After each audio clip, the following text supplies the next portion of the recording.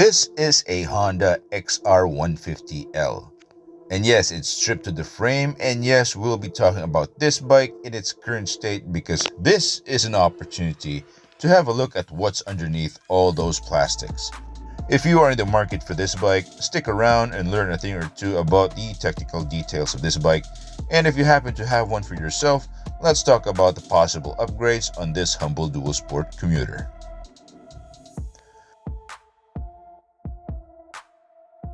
Alrighty, so the XR150L has been making waves in the motorcycle market lately, and a lot of people are raving about it.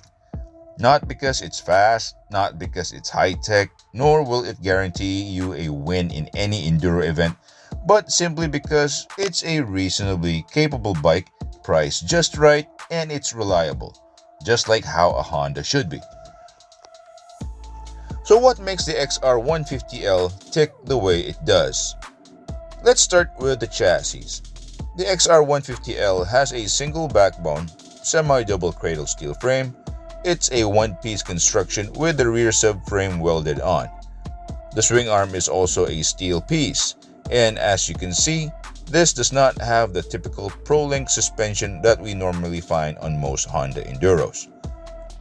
Speaking of suspension, the rear shock is a single unit that provides 6 inches of travel. It has no preload, damping, or rebound adjustability. Now the shock itself measures at 13 inches eye to eye. Front suspension on this particular bike has been upgraded. As you can see, it's got these inverted forks that were modified to fit the XR150L frame. As for stock forks though, those are very skinny 31mm units that offer 7 inches of travel. No adjustability or whatsoever. Next would be the brakes. Up front you get a single 240mm disc squeezed by a 2-piston caliper. For the back you get a 110mm drum brake hub, and is there ABS? Well, the answer is no. For the wheels you get a 90x90 19 tire up front on a 2.15x19 steel rim. At the back you get a 110x90 17 tire on a 2.15x17 steel rim. Now for the best part, the beating heart of the XR150L. This engine is an air-cooled 4-stroke single overhead cam, 2-valve unit displacing at 149cc. Piston diameter is at 57.3mm and the stroke is at 57.8mm. Compression ratio is at 9.5:1.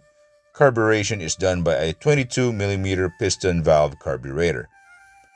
You get a 5-speed manual transmission, and transferring power to the rear tire is via a 428 chain final drive. Now this engine produces around 12 horsepower and 12 Nm of torque.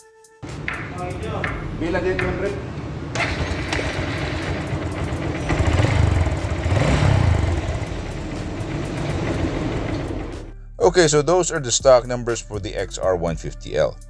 I have made a review about this bike a while ago, so go check it out if you want to get a general idea of what this bike is like. For the next half of this video, we will be talking about potential upgrades and similar parts to be aware of.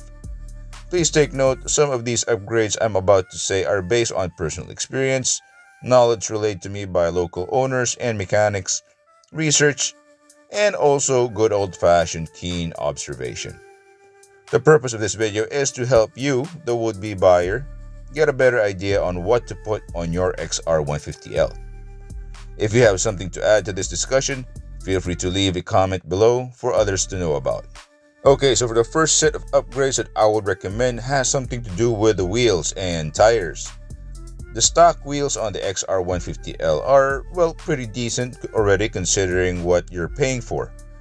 Now, what if you want something a bit more aggressive, something more off-road focused? To make this happen, I would recommend a 21-inch front rim. Yes, it will fit in the stock forks and the stock hub. A 21-inch rim will go over obstacles easier as compared to the stock 19s.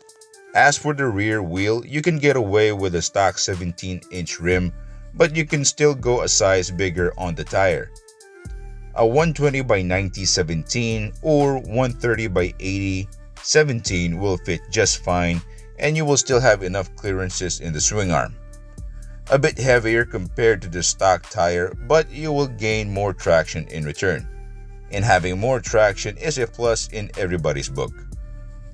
You could also go with a 2.15 by 18 rim for the back, but due to swing arm clearances, the biggest tire you can probably fit is a 400 by 18, or if you're really gonna push it, a 450 by 18.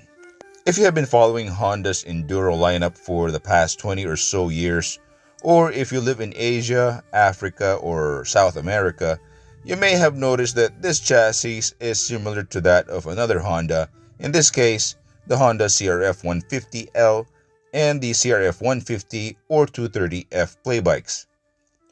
Yes, this is the exact same chassis found on those models, and it's safe to assume that those suspension components fit the XR150L. The beefier front forks of those models are a straight swap, as well as the swing arm and the rear shock. If you happen to find any of those bikes up for parts out, I suggest you get those suspension components quickly and include those wheels or at least the hubs. Lastly, the engine. This 149cc air-cooled unit has been around for so long that it has been on many applications in Honda's lineup. It's been around so long that you can actually build your own engine purely from aftermarket companies. As I mentioned earlier regarding the frame, the XR150L shares components with the CRF150L and 150 and 230F models. Now there are engine upgrades readily available, like a big bore kit if you find the stock a bit lacking. There is a 175cc kit, and there's even a 230cc kit if you want to go all out. Do a quick research in Alibaba, Amazon, or ask your local Honda dealer for these parts. Now, I'm not saying that you should be doing these upgrades to your XR150L right away. The XR as is stock is capable already for its intended purpose. I'm simply relaying a bit of knowledge that I have about this bike, something worth sharing to anyone who might be up to something with their XR150. Anyway, that's all I have for you today. Like and subscribe if you found this video helpful, and leave a comment if you have something to add to this topic as well. As always, see you next time. Bye.